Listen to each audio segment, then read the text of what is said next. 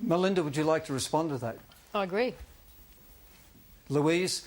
I think the education is really crucial. I'd agree with that. But what I'd add is that we need to be starting that very early.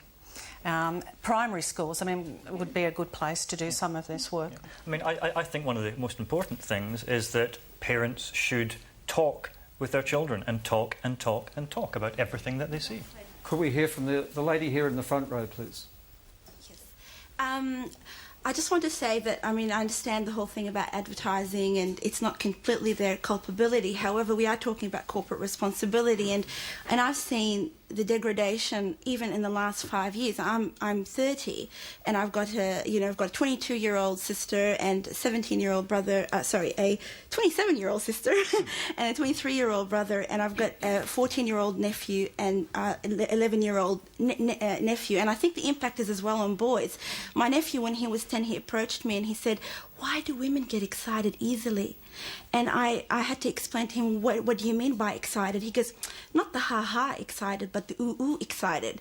And I went, okay. I said, "Could you explain that to me?" And he said, "Well, women are swimming in ice cream and they're getting excited. Women are rubbing themselves on cars and they're getting excited.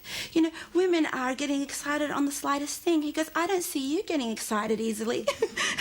And he goes, "I don't see my teacher getting excited easily." He goes, "Could you please explain it to me?"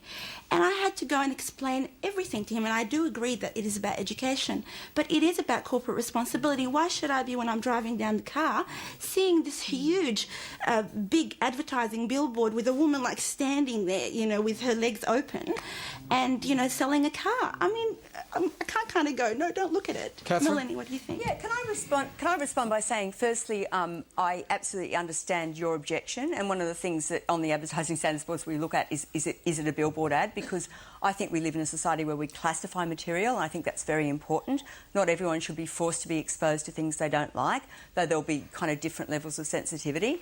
But the second thing to say is that, you know, we bring different values to sexuality, and images of sexuality, religious and moral values. Sorry, if I can just interject. I guess I am talking here about the impact on children. You know, you keep bringing it back to sexuality. Let me respond really quickly and specifically to that. I understand adult Shall sexuality. we let Catherine respond? Okay. Yeah. So what I would say there is that, you know, I think that something that makes a lot of people really uncomfortable, and I know this as a parent because I've had to do it recently, you know, is to talk to their children about sex and sexuality. You know, and my 7-year-old came home from school the other day and said, "What's sexing?"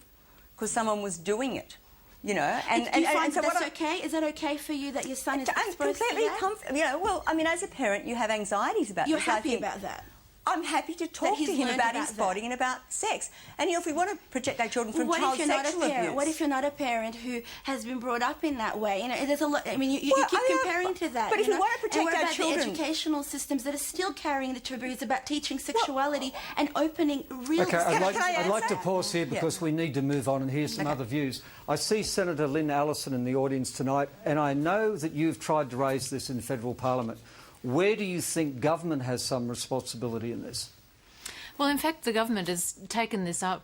It's included sexualisation of children in the current review of television and radio as a result of a motion I put up. And ACMA, Advertising Authority, is looking at strategies that might reduce the sexualisation of children. I think that's a really good thing because what's clear is that we don't have enough information, we don't have enough studies, we don't have the evidence on the ground. So I think that's an important step forward.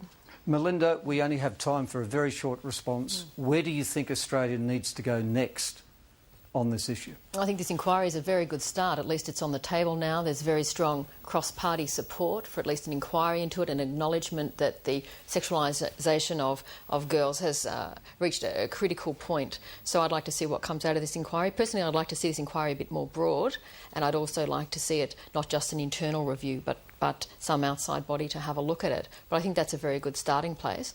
And, you know, I think we all agree that we want to see a society that's healthy for our kids and not toxic. I think what we're hearing here tonight is a very strong message from some young women who are models working in the industry, that you feel that you're in control, that you've actually learned and that education has made you in control.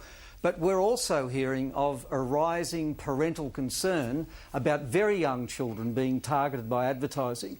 It's as if that little girl looking in the looking glass, Alice, now is a cross between a Bratz doll and Barbie, and there is a sentiment coming from the parents, clearly, that we want the corporations to back off.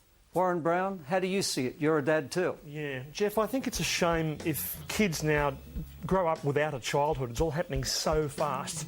And I have this cartoon here of what plastic surgery means in 2007. And here's two little girls. Plastic surgery in 2007, she says, I'm getting a nose job and a breast enlargement.